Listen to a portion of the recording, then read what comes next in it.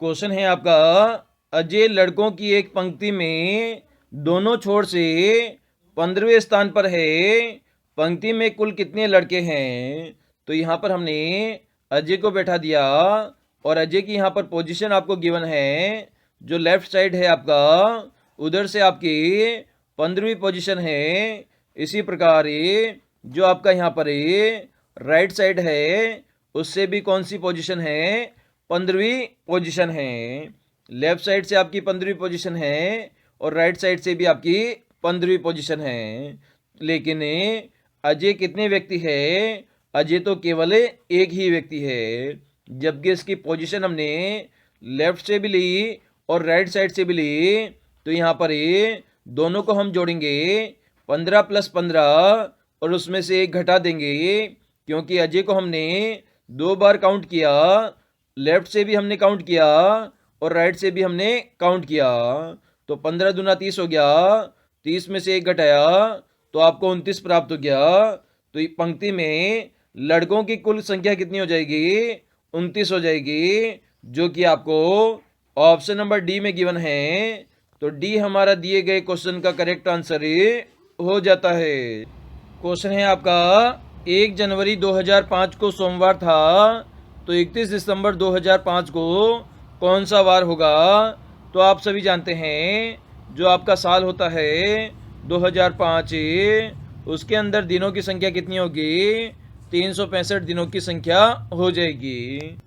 1 जनवरी का वार आपको सोमवार गिवन है और 31 दिसंबर तक आपको जाना है। तो 1 जनवरी को यहाँ पर हम घटा देंगे, क्योंकि इसका दिन आपको गिवन है। तो बचे कितने दिन आपके? 364 दिन बचे। और आप सभी जानते हैं, जो आपका सप्ताह होता है उसमें कितने दिन होते हैं? 7 दिन होते हैं। और उसके बाद वही वार आपका रिपीट हो जाता है। तो 7 का हम भाग देंगे, तो 7 पंजे 35, 1 बचा, 4 उतारा, तो 7 दूनी 14। तो यहाँ पर शेष दिन कितने बचे? 0 बचे। मतलब जो 0वां दिन है, मतलब सोमवार से 0 दिन ही हमें आगे पीछे नहीं जाना पड़ेगा, क्योंकि यहाँ पर शेष दिन 0 आ गए। तो 31 दिसंबर को भी आपका कौन सा वार हो जाएगा? सोमवार हो जाएगा, जो कि आपको ऑप्शन नंबर डी में गिवन है। तो डी हमारा दिए गए क्वेश्चन का आंसर हो जाता है। क्वेश्चन है आपका, यदि सर को PS, PI, PR लिखा जाता है, तो मेन को कैसे लिखा जाएगा? तो सबसे पहले यहाँ पर हमने सर लिखा SIR। इसमें नंबर ऑफ लेटर कितने हैं?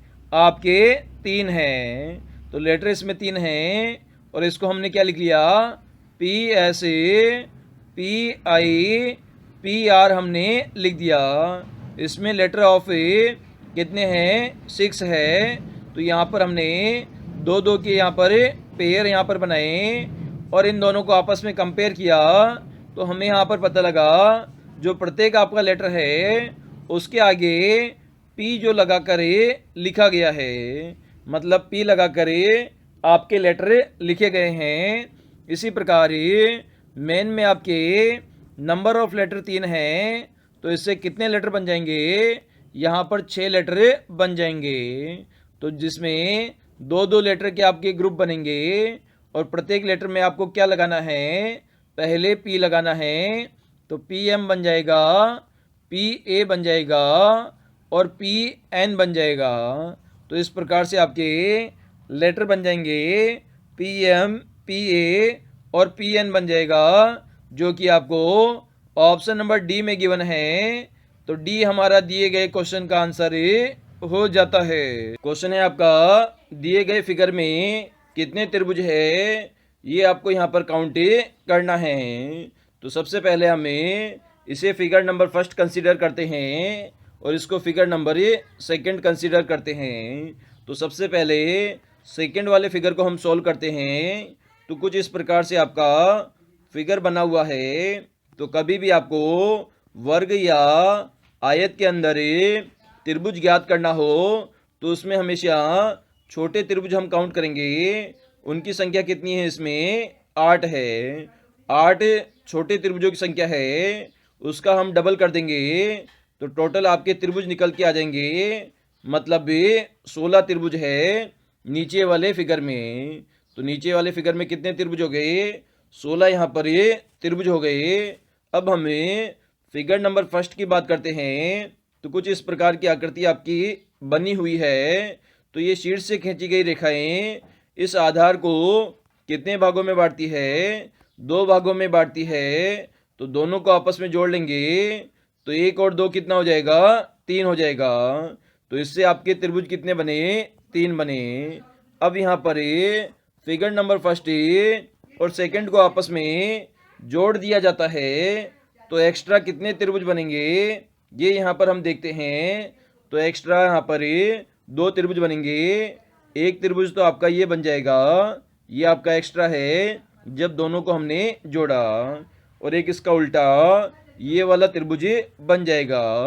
तो यहाँ पर 2 त्रिभुज और एक्स्ट्रा बन जाएंगे फिगर नंबर फर्स्ट और सेकंड को जोड़ने पर। तो टोटल त्रिभुज कितने हो गए?